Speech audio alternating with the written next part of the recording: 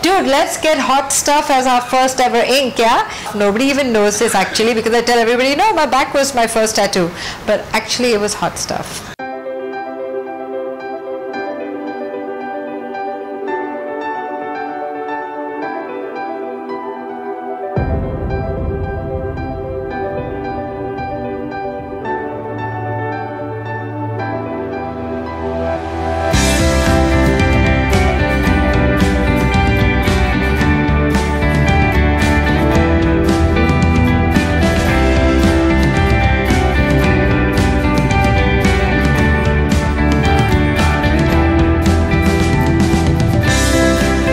My nanny has a very big influence on my life actually.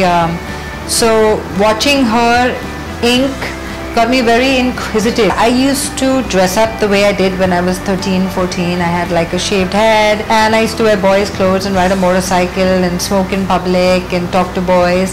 So I had a really bad reputation. So as a child, when people call you a whore, you don't really understand what that is anyways, because you don't really know.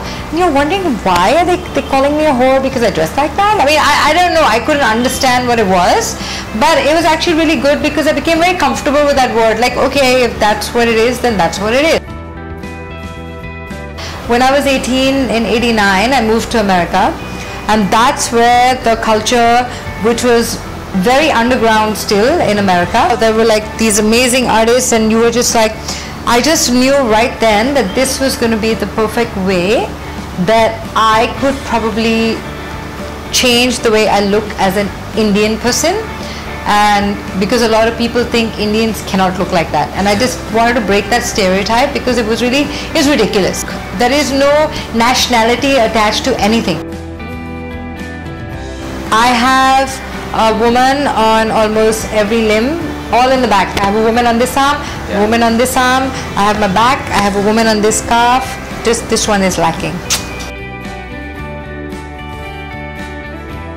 When I moved finally in 2002, the press had never seen a woman who looked like this, so they were chappaing me left, right and center, everywhere, newspapers, page 3, everywhere I went. I'm like, dude, like I was more popular for my ink than for my skill as a hairdresser. I'd had to get used to this, right? That's not why ink was made to begin with. Yeah, it was a sign of rebellion.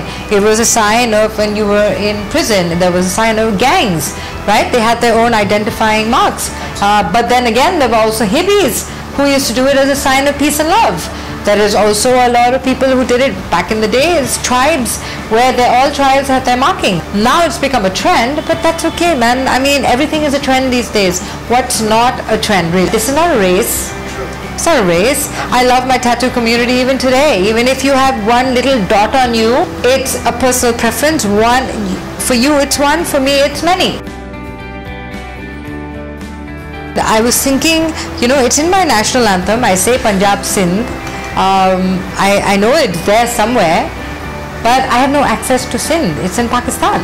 The people after partition, when they came here, it's somehow the culture never came.